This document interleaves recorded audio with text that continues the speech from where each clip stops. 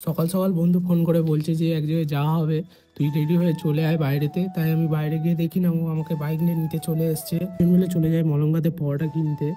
আর মলঙ্গাতে এই কাকার দোকানেই সবথেকে পরোটাটা ভালো হয়, তাই এই কাকার দোকান দিয়ে আমরা পরোটাটা কিনি।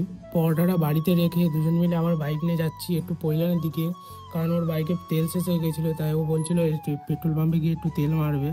তাই দুজন মিলে এখন বাইক চালিয়ে পেট্রোল পাম্পের সামনে চলে আসি। যেহেতু আমাদের এখানে পেট্রোল পাম্পে ভিডিও করা অ্যালাউ ছিল না, তাই আমরা আবার পাম্পের বাইরে এসে ভিডিওটা কন্টিনিউ করছি। গাড়িতে পেট্রোল মারা হয়ে যেতে দুজন মিলে আবার বাড়ির দিকে যাচ্ছিলাম। ও যাওয়ার পথে ও জিজ্ঞাসা করে যে যে ভাই চ একটু কচুরি খাওয়া হবে। তাই আমরা এখন চলে এসেছি কচুরি দোকানের সামনে। একটাকে সাইড করে রেখে দুজন মিলে চলে আসি কচুরি দোকানের ভেতরে।